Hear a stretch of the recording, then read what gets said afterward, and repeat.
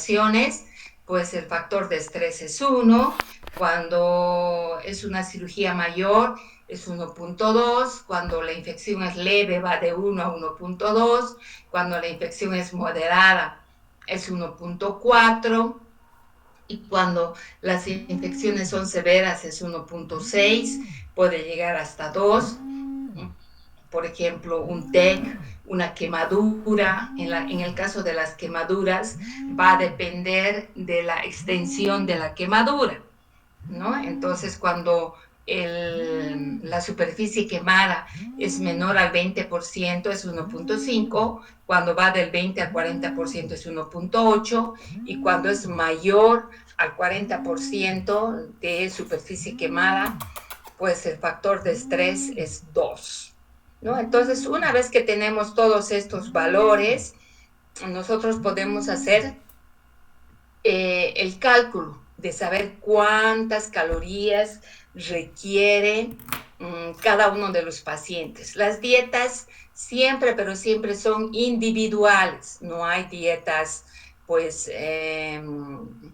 que cubran gran población, o sea, para cada paciente pues tiene que tener su dieta y es muy importante la intervención nutricional desde el principio, ¿no? No podemos estar esperando. Los pacientes necesitan cubrir sus requerimientos calórico-proteínicos, pues todo el tiempo. Y si no lo hacemos, pues vamos a perder mucho, ¿no? Entonces aquí nuevamente lo que habíamos recomendado se hace el cálculo por medio de la fórmula de Harriet-Benedict y a esto pues se le va a sumar el factor de estrés principalmente en el caso de hacer dietas hospitalarias, ¿no? Ahora también hay un cálculo rápido del porcentaje de proteínas que requieren los pacientes. Entonces, si la infección es leve o la enfermedad es leve, el cálculo de proteínas es de 0,8 por cada, de 0,8 gramos por cada kilo de peso que tiene el paciente para 24 horas, ¿no? Durante todo el día. Y el cálculo calórico va de 20 a 25 kilocalorías por cada kilo.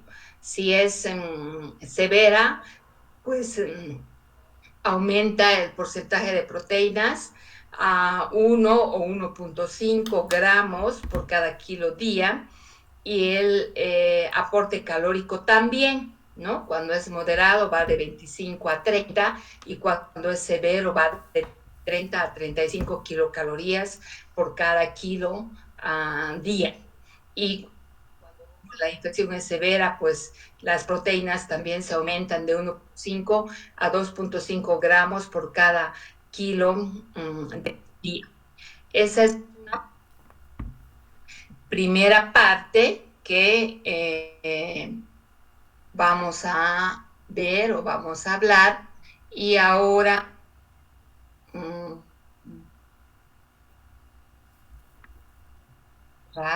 no sé si hasta aquí tienen alguna pregunta.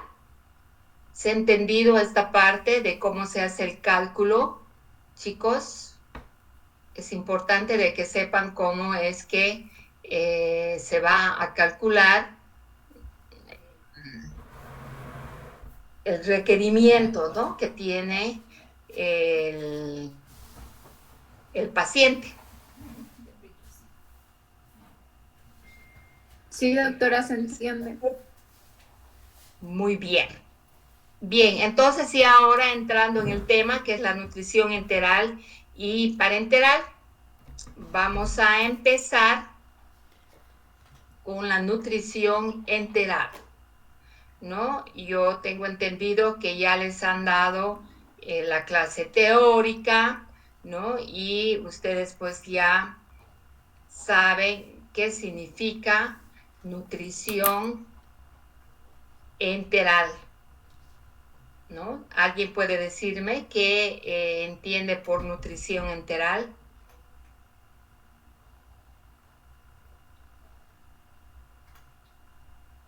chicos. ¿Se ve la proyección? Sí, doctora. Sí, doctora. Muy bien. Entonces, nutrición enteral y parenteral. Vamos a empezar obviamente con la enteral. Como su nombre dice, enteral va directamente al intestino, ¿no? Entonces, esta es una nutrición que, digamos, vamos a obviar la primera etapa que viene siendo la boca y el esófago, podríamos decir, y va a ir directamente al intestino. O sea, estaríamos dejando de lado la boca, el esófago y el estómago, ¿verdad? Entonces aquí directamente la sonda va hasta el intestino. O sea, la administración es mediante una sonda. ¿Cuáles son las indicaciones? Las indicaciones están en prematuros, están en enfermedades diarreicas graves, en el síndrome de intestino corto, o cuando no se cubre con la ingesta, con lo que se le está dando por boca, no se cubre el requerimiento. El paciente a veces, en el caso de los prematuros, por ejemplo, como son pequeñitos, con bajo peso, entonces se les da la mamadera y pues al succionar se agotan. Entonces no llegan a cubrir sus requerimientos, ¿no? Entonces, si no se cubre, tenemos que por medio de una sonda lograr cubrir estos requerimientos. O cuando no tolera la ingesta, se le da y lo vomita, lo escupe, qué sé yo, ¿no? O cuando no se puede deglutir por alguna alteración que pueda haber en este primer segmento del aparato gastrointestinal. Bien, así como hay indicaciones, pues van a haber contraindicaciones en las cuales no se utiliza la nutrición enteral, y las contraindicaciones son un hilio mecánico paralítico, y yo creo que se entiende perfectamente porque de nada serviría ponerle la alimentación en el intestino y que esta alimentación no progrese, que haya un hilio paralítico, que esté paralizado. Luego está la diarrea severa, porque podemos hacer de que aumente esto, ¿no? Pero hay un poco de controversia en esto y muchos estudios demuestran de que administración, y si no hay una completa absorción, por lo menos una parte y sirve, ¿no? Luego están en el caso de los vómitos incoercibles, o sea que apenas se le administra vomita, entonces no se puede utilizar la vía oral, y lo que se hace es utilizar la vía enteral. Luego está la inestabilidad hemodinámica. Un paciente que esté en coma, por ejemplo, no le podemos estar dando por boca la alimentación, somnoliento, porque puede vomitar y broncoaspirarse, ¿no? Luego está la pancreatitis aguda y la obstrucción intestinal, que viene siendo más o No, menos hijo, ven, igual que un Romeo. hilio paralítico. No, O mi sea, un amor. intestino que no No, funciona, no, no. no podríamos estar dándole la tarea pues de que pueda la alimentación absorberse en esa etapa, ¿no? Bueno, las sondas que se aplican, ¿cuáles son? Son la sonda nasoduodenal, la nasoyeyunal, las gastrostomías, como se puede utilizar gastrotomía o se puede utilizar yeyunostomía. Aquí tienen este cuadrito donde pueden ustedes visualizar que la sonda nasogástrica pues entra por la nariz y va hasta el estómago, ¿no? La sonda bucogástrica igual va al estómago. Cuando estamos hablando de nutrición enteral, lo que tenemos que hacer es llegar hasta el intestino delgado. Entonces vamos a utilizar sonda duodenal, que puede entrar por la nariz o por la boca y llegar hasta el duodeno, o de lo contrario, una sonda yeyunal que igual se utiliza la nariz o la boca y llega hasta el yeyuno. Una vez que no se pueden utilizar estas dos sondas, lo que se puede hacer es hacer una gastrostomía y por medio de esta pues entra directamente al estómago, o una yeyunostomía donde la sonda va a llegar hasta el yeyún, ¿no? Entonces, esas son las vías que se van a utilizar. ¿Qué es lo que se pasa por estas sondas? ¿Cuáles son, qué alimentación? Entonces vamos a tener fórmulas, en el caso de los niños, que van a depender de la edad.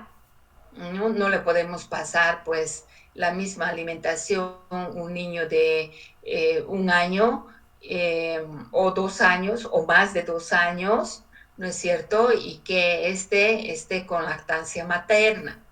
Entonces, va a depender si es lactante, si es de seguimiento, si son fórmulas concentradas, qué tipo de fórmula es la que necesita. Luego va a depender del funcionamiento del tracto gastrointestinal, lo que acabamos de hablar, las contraindicaciones, ¿verdad? Y el diagnóstico de base que tiene el paciente. Entonces tenemos que tomar en cuenta estas cosas para hacer nuestra indicación.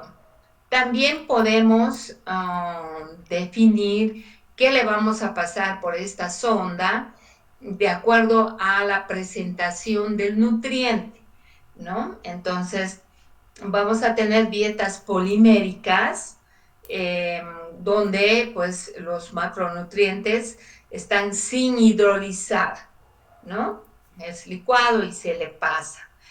Están las dietas peptídicas, donde las proteínas están hidrolizadas. Y además estas dietas contienen triglicéridos de cadena media, ¿no? Entonces, o tenemos las dietas elementales, donde las proteínas están en forma de aminoácidos. También podemos definir la dieta que vamos a pasar utilizando o de acuerdo a la densidad energético-proteínica. Y cuando hablamos de la densidad energético-proteínica, pues está, o sea, van a ser dietas las que se denominan estándar, donde le aportamos 1 kilocaloría por cada ml, o están las dietas hipercalóricas, donde se aporta 1.5 a 2 kilocalorías por cada ml, o las dietas hipercalóricas, hiperproteínicas, donde las proteínas están por encima del 18%, ¿no? O sea, no solamente son las calorías, sino también las proteínas. Y las calorías, obviamente, por encima de 2 kilocalorías por cada ml.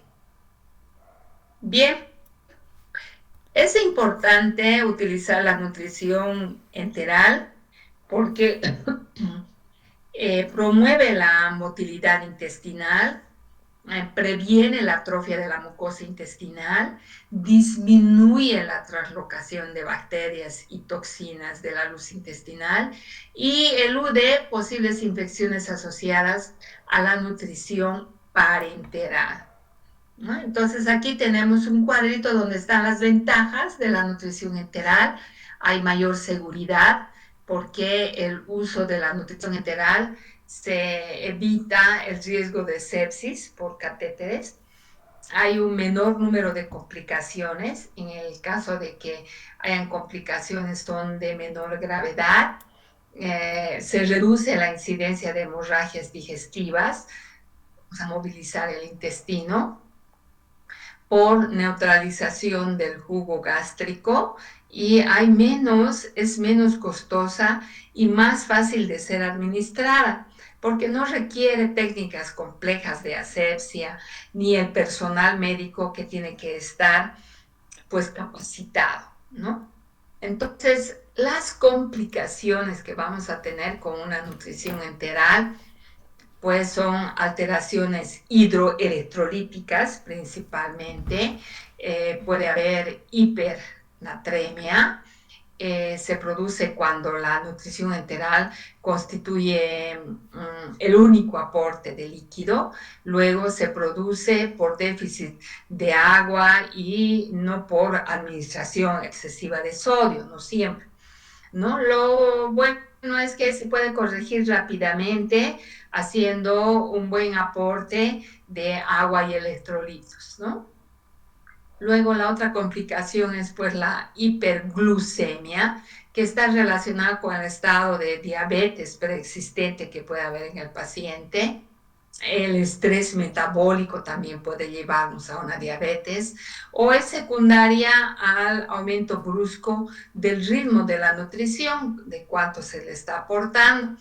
Entonces, para evitar esto, lo que hay que hacer es un monitoreo de la glucemia, prevenir la deshidratación y seleccionar una dieta adecuada y obviamente tiene que definir cuál es la causa de esta hiperglucemia para dar la solución.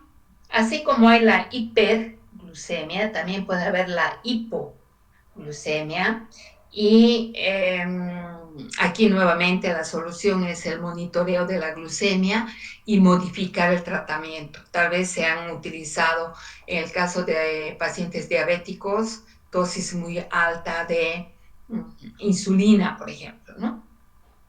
Bien, entonces ya con todos estos datos generales, vamos a entrar a preparar una nutrición enteral. En este caso lo vamos a hacer de un niño de 15 meses que pesa 6 kilos y tiene talla 69 centímetros. La fórmula que le vamos a preparar es una oligomérica que va a aportar 100 gramos o cada 100 gramos 500 kilocalorías y 14 gramos de proteínas cada 100 gramos de nutrición enteral, ¿no? Los líquidos, el aporte es a 100 por cada kilo de peso, porque el niño tiene 1 año y 15 meses, ¿no? Entonces estaríamos dando el aporte adecuado. Para hacer el cálculo calórico, o sea, cuánto de calorías necesita, se va a utilizar esta fórmula, que es la de Caldwell y Kennedy, donde nos dice que el gasto energético basal es igual al 22.10 más 31.05 por el peso, más 1.16 por la altura o la talla, ¿no? Entonces, en este nuestro ejemplo, reemplazamos nuestros datos y vemos que el gasto energético basal de nuestro paciente es 288. Y vamos a preparar la nutrición, pues, para aportarle estos 288 kilocalorías. Entonces, al preparar la fórmula, por un lado tenemos el elemento, que son las kilocalorías por ml, ¿no? Y los días que vamos a ir progresando. Entonces ahí tenemos las calorías. Hemos dicho que necesita 288 días, ¿verdad? Y pesa 6 kilos y hay que aportarle 100 cc por cada kilo líquidos. Entonces, si hay que aportarle 100, le tenemos que aportar 600 porque pesa 6, entonces en ml 600, el líquido, ¿no es cierto? Y pues lo que queremos es aportarle estas kilocalorías. Entonces, el mejor aporte siempre es la glucosa. La glucosa, pues nos aporta 4 kilocalorías, ¿no es cierto? Entonces, lo que hacemos es 288 dividir en por 4 y nos va a salir que necesitamos 72 de glucosa, 72 gramos de glucosa. Entonces podemos aportar con glucosa al 10%, podemos aportarle con azúcar y darle el agua, porque esto vamos a pasar por sonda, ¿no? Y cuando hacemos esta relación caloría-ml, nos sale que en 600 ml, poniéndole 288 kilocalorías, la relación es del 0,48. Empezaríamos el primer día cubriendo su requerimiento basal, ¿no? ¿Con qué? Con esto, solamente con glucosa, como les decía, dextrosa o puede ser azúcar, no hay ningún problema. Bien, el segundo día se ha tolerado bien esa agüita con azúcar, pues el segundo día, como hemos visto, hacemos una dilución al medio, o sea, a la mitad. Y si tengo que aportarle 600 cc de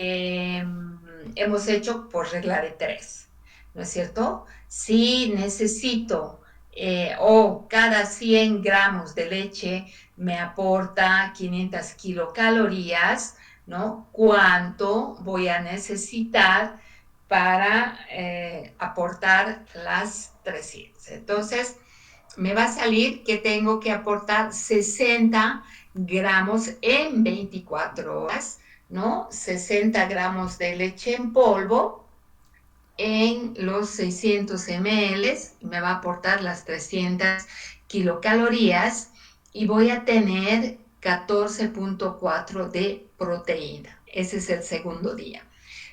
Con el segundo día y el tercero y el cuarto, puedo, o sea, 2 o 3 días ver la tolerancia. Si tolera bien, se puede progresar al quinto día. Lo que queremos nosotros es llegar a darle un aporte estándar, el cual va a aportar 1 kilocaloría por cada cc. Entonces, lo que hago es hacer progresar. Si le había dado al medio, ahora le doy 2 tercios.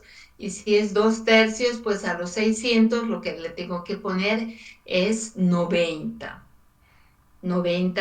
gramos de leche.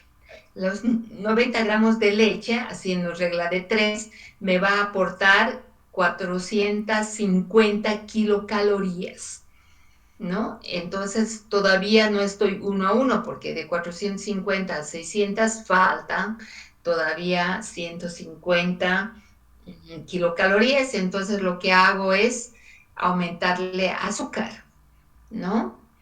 Y hemos dicho que el azúcar puedo aumentarle del 10 al 15%, ¿no es cierto? Entonces, le aporto 18 gramos de azúcar. Cada gramo de azúcar me va a aportar 4 kilocalorías. Y con estas 4 kilocalorías le estoy aportando 72 kilocalorías. A los 450, 72 y todavía me faltan kilocalorías para llegar a los 600. Entonces, ¿qué es lo que hago? Le aporto aceite y el aceite siempre la dilución es menor que la del azúcar. Entonces, a la mitad del, de lo que le había aportado el azúcar y le aporto 9. La mitad vendría a ser 9. Cada cc de aceite me aporta 9 kilocalorías. Entonces 9 por 81. Y sumo de la leche 470 gramos, o que es kilocalorías, del azúcar 72 y del aceite 81. Sumadas todas, voy a 603 kilocalorías y le estaría aportando 1 a 1, ¿no? Kilocaloría 603 por cada cc, que viene a ser 600. Entonces, entre el quinto y el séptimo día tengo que llegar a darle este aporte de 1 kilocaloría por cada cc. Bien, esta es la nutrición enteral. ¿Tienen alguna pregunta, alguna duda? ¿Estamos? No hay preguntas, doctora. Vamos. Sí, dime. Se entendió bien, doctora. Oh, ya. Muy bien. Bien. Entonces, si no hay preguntas, pasamos a lo siguiente, que es la nutrición parenteral. Bueno, la nutrición enteral era directamente al intestino. La nutrición parenteral es la administración de la alimentación por vía intravenosa a pacientes que no pueden utilizar la vía oral y que además no pueden utilizar el aparato o el tracto gastrointestinal porque no cumple su función. Entonces, lo que nos queda es, pues, igual tenemos que administrar la alimentación. Como les decía, no hay forma de evitar no administrar alimentación a nuestro paciente. Para administrar esta nutrición parenteral que va a ir directo a la vía intravenosa, pues lo que necesitamos es una vía central, ¿no? Además, bueno, pues debe tener una osmolaridad menor a 900 miliosmoles por litro. Esto es muy importante porque si no vamos a causar un montón de alteraciones osmóticas dentro de los líquidos, ¿verdad? ¿Y cuál debe ser la distribución de los nutrientes? Entonces, la distribución de los nutrientes de carbohidratos debe estar entre el 35 y el 65%, de los lípidos tiene que estar entre el 30 y el 45%, y de las proteínas del 10, o que es del 7 al 18%. Por eso es que cuando dijimos una dieta hipercalórica, entonces las proteínas están por encima del 18%, ¿no? La nutrición parenteral tiene también, obviamente, sus indicaciones, ¿no? Como la nutrición enteral. Dentro de las indicaciones generales, tenemos que lo primero que hay que hacer es definir si nuestro paciente tiene o no desnutrición. Si es, o sea, si tiene desnutrición, las más de las veces está indicado, ¿no es cierto? Va a depender del grado de desnutrición que tiene. Si es sin desnutrición, nosotros tenemos que empezar con la nutrición parenteral si sabemos que ese paciente va a estar más de 5 días sin recibir ninguna alimentación por vía oral, ¿no? Aquí está de 7 a 10 días.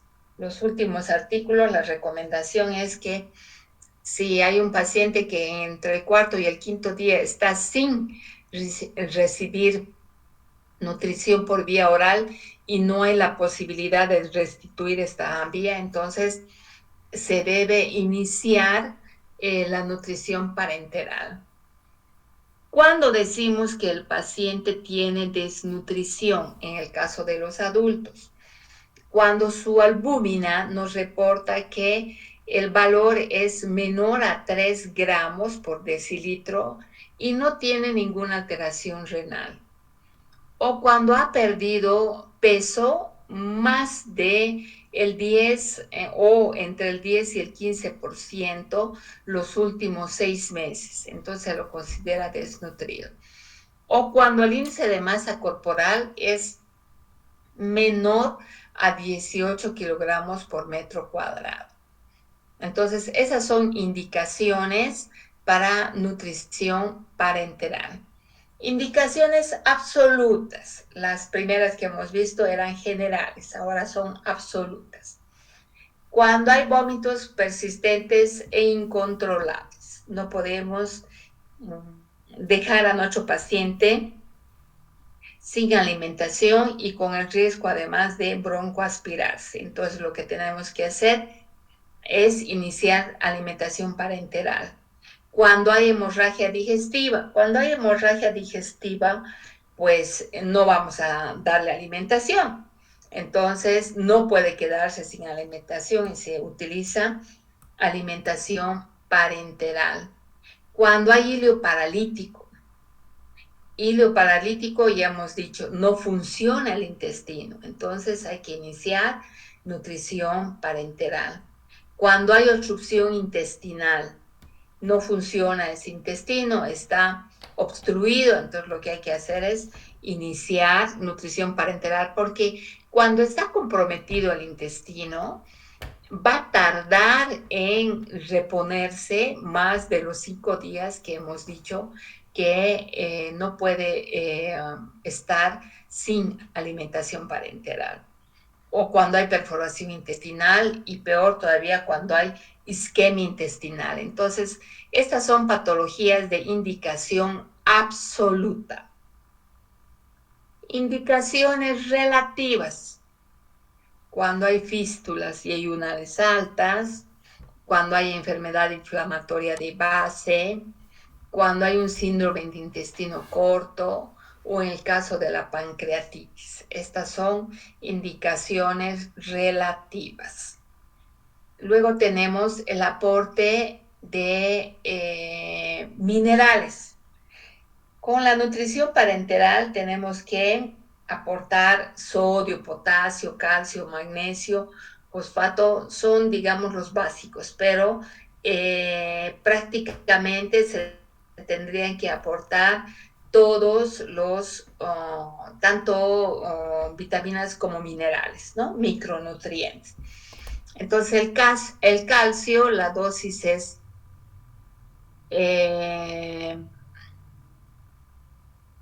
o menos de 60 miliequivalentes día, el potasio 60, el calcio va de 10 a 15 miliequivalentes día, el magnesio de 8 a 20 y el fosfato de 20 a 40.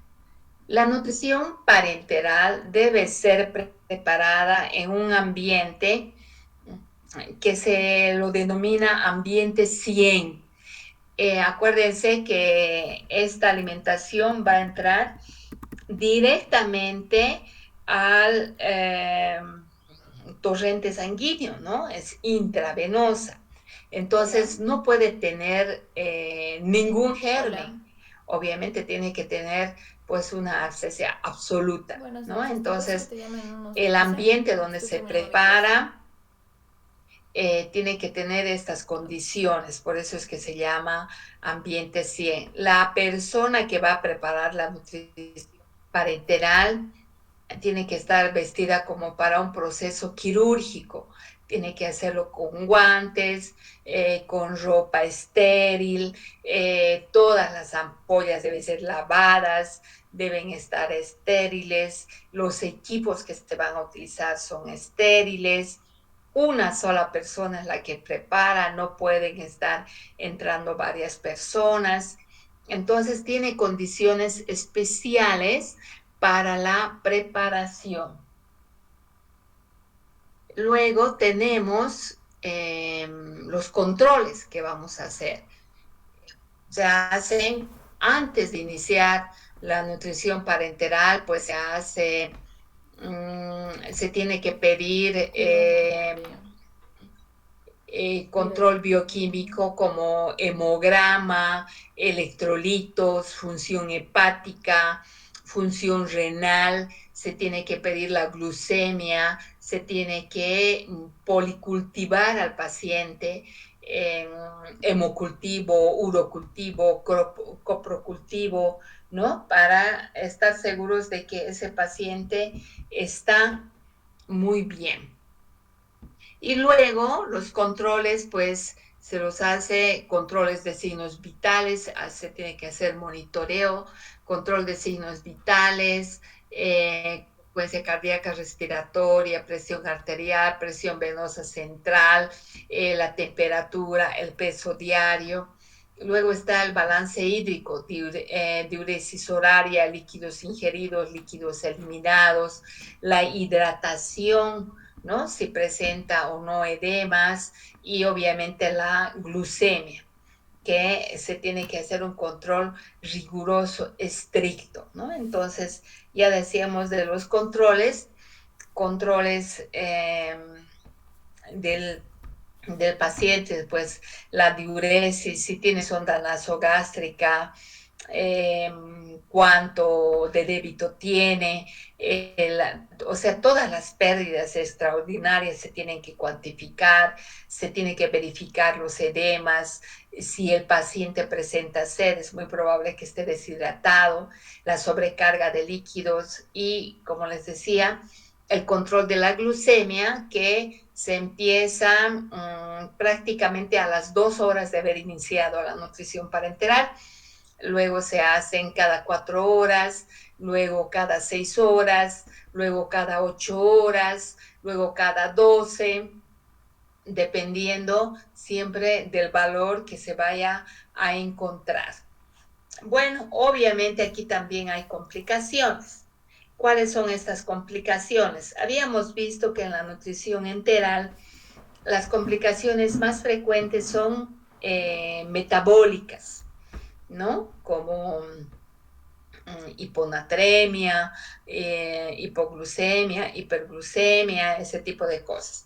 En cambio, aquí las complicaciones pueden ser mecánicas, pueden ser metabólicas o pueden ser sépticas, que son las más graves, ¿no? Entonces, de mecánicas, pues en general están relacionadas con la aplicación de la vía central, se puede hacer ahí un hemotórax, hasta kilotórax han habido, entonces es muy complicado en la aplicación de la vía central como complicaciones mecánicas, ¿no? Complicaciones metabólicas, pues igual que las que hemos visto en la nutrición enteral, alteraciones hidroelectrolíticas, alteraciones de la glucemia, ¿no? Y las sépticas, que también están relacionadas con la vía, esas son las más tardías, ¿no? Que pueden haber infección o contaminación con gérmenes, ¿no? Que ingresen. Bien, ahora el cálculo de la nutrición parenteral. Entonces tenemos otra vez un cuadrito donde están los elementos, o sea, lo que le vamos a aplicar. Y aquí vamos a aplicarle los macronutrientes, que son la glucosa, carbohidrato, aminoácidos, proteínas y los lípidos, grasas, macronutrientes. Luego están los micronutrientes, siendo los electrolitos, y van a estar ahí también las vitaminas y los oligoelementos. De electrolitos vamos a aplicar el sodio, el potasio, el calcio, el magnesio, ¿no? Y el siguiente cuadro, aquí está el elemento más la presentación. El siguiente cuadro es el aporte que le tenemos que dar, o sea, cuánto normalmente es el requerimiento. Entonces, el requerimiento viene dependiendo de la sustancia que vamos a aportar, pues va a variar en gramos, en miligramos, en miliequivalentes, pero todo esto va a ser por kilo peso, ¿no? Es el aporte. Entonces, tenemos que de los carbohidratos el aporte es 15 gramos por el peso de nuestro paciente que pesa 7 kilos. Luego, los aminoácidos, o sea, las proteínas, el aporte es 3 gramos por cada kilo. Luego están los lípidos, que es el aporte también 3 gramos por cada kilo. El sodio se aporta 2 miliequivalentes por kilo.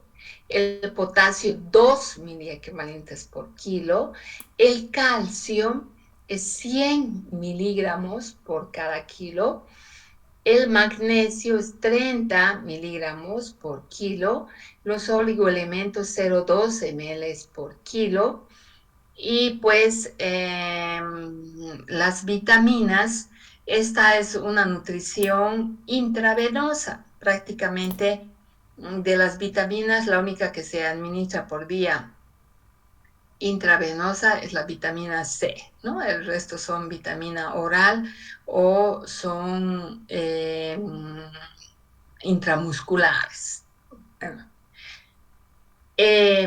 Aquí en este primer cuadro, en el elemento, aparte del elemento, está la presentación en la que frecuentemente viene esta sustancia, ¿no? La glucosa, por ejemplo, tenemos dextrosa al 10%, al 20%, al 50%, al 5%, pero como se van a utilizar bastantes cantidades, entonces recomienda que para la nutrición parenteral sea al 50%. Los aminoácidos vienen al 10%, los lípidos vienen al 10%, el sodio viene en ampollas de 10 ml y la concentración es 35 miliequivalentes, ¿no? En 10 ml. El potasio tiene 27 miliequivalentes en 10 ml de solución. El calcio viene al 10%, el magnesio al 10%. Por eso es que está aquí la presentación. Ya habíamos dicho aquí, el siguiente cuadro, el requerimiento, cuánto es que necesito de cada uno de ellos. Y una vez que tengo el requerimiento, lo que tengo que tener es la cantidad. O sea, 7 por 15, pues necesito 105 gramos, ¿no? 3 por 7 de aminoácidos necesito 21 gramos. De lípidos, 3 por 7 necesito 21 gramos. Del sodio, pues 2 por 7 necesito 14. Del potasio, 2 por 7, 14. Del calcio, 100 por 7, 700. Magnesio 30 por 7, 210. Entonces, esa es la cantidad que necesito. Y ahora lo que tengo que determinar es el volumen. O sea, en base a esto que necesito, la cantidad, como está en la presentación. Si en cada ml hay 50, yo necesito 105. Entonces, en 100 ml 50, en otros 100, otros 50, vienen siendo 100, ¿no? Y hasta ahí ya sería 200 ml y luego necesito 5, necesito en total 210 por regla de 3, ¿no es cierto? Sí, en 100 ml tengo 50 gramos de glucosa, 105 tendré en X cantidad y va a salir 210. Lo mismo ocurre con los aminoácidos, ¿no? Necesito 21, entonces si en cada 100 ml hay 10 gramos de aminoácidos, 21 gramos voy a tener en X y sale 210. Lo mismo en los lípidos, porque es el mismo valor, 210. El sodio necesitamos 14 miliequivalentes. Y la ampolla de 10 tiene 35. Entonces vamos a necesitar, como es 14, menos de los 35. Se hace regla de 3 y nos sale 4 ml.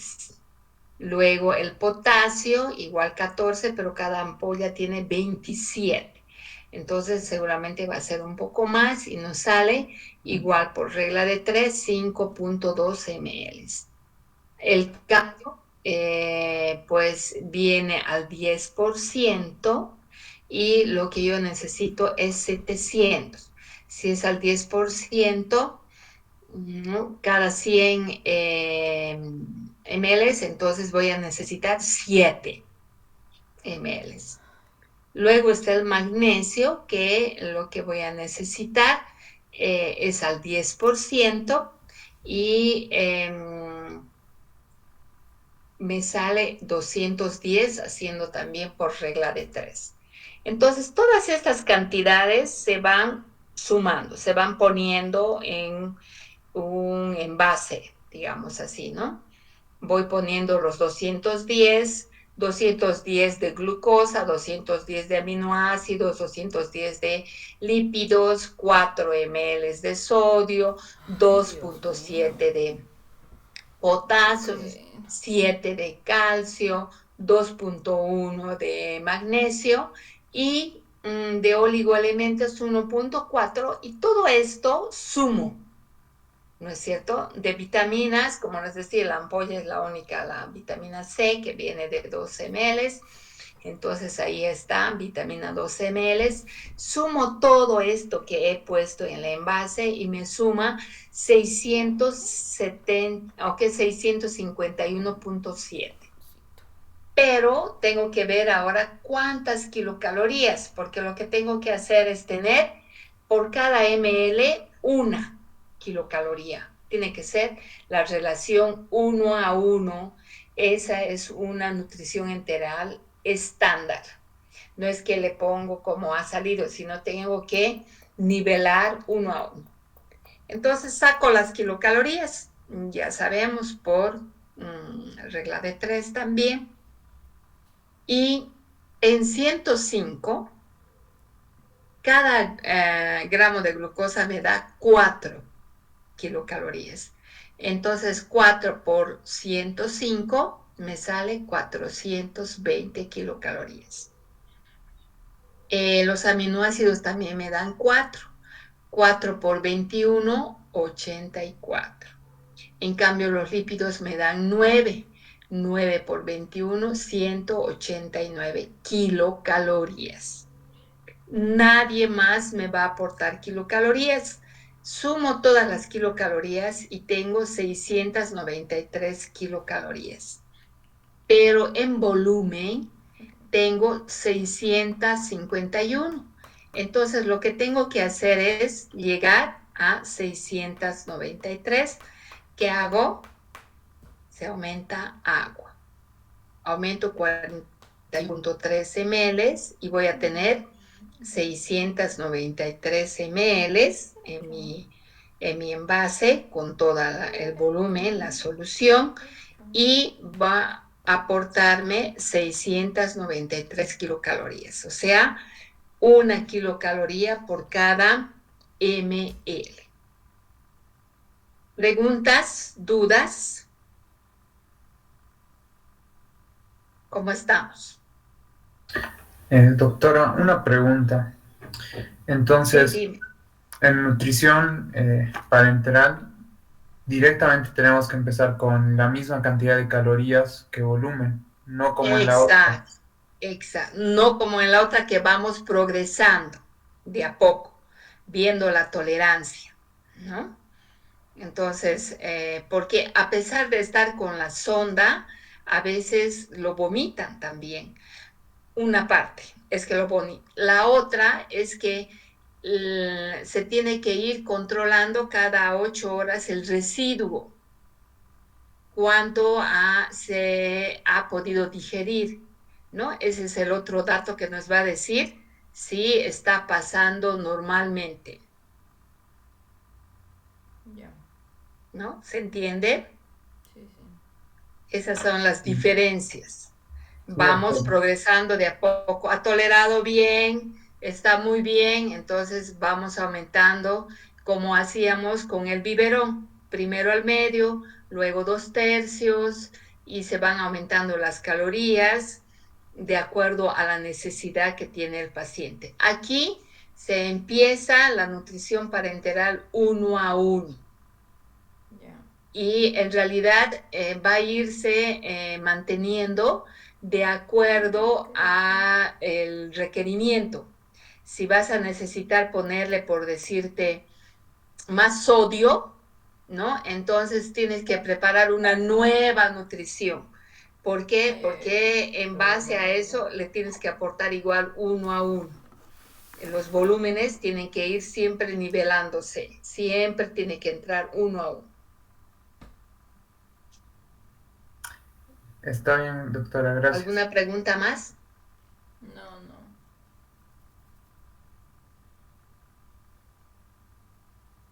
¿Estamos bien?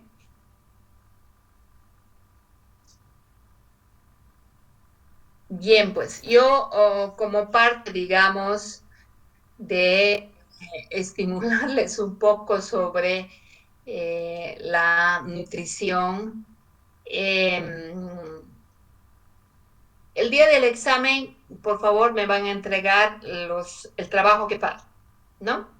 Y quisiera de este tema, ustedes, cada uno de ustedes, por medio de la fórmula del gasto energético total que hemos hecho de Harriet Benedict, cada uno utilice esa fórmula y haga su cálculo. Cada uno de ustedes se pesa, se mide y vea cuánto de kilocalorías necesitan diariamente. Ese sería para terminar ya el trabajo. Si el examen va a ser el día miércoles, hasta el día lunes. El siguiente lunes ya estarían sus notas prácticas, ¿no? Yo ya les estaría comunicando sus notas prácticas. Bueno, ¿estamos? Está bien, doctora. Muy bien. Entonces, ese sería nuestro plan.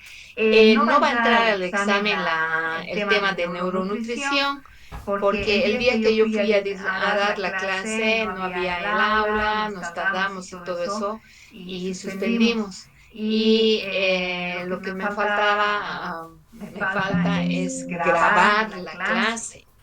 Y la clase pues dura mínimo 45 minutos, ¿no es cierto?, de grabación. Y la verdad es que, ya saben, por mi situación no he tenido la oportunidad, el tiempo para grabar la clase, entonces como no la he dado, no va a entrar en el temario del examen, ¿no? Eso para que comuniquen a todos sus compañeros. Y lo otro es que el lunes tienen que recibir la segunda dosis contra la hepatitis B. No se olviden, por favor, ¿no? Entonces estén pendientes de eso. ¿Listo?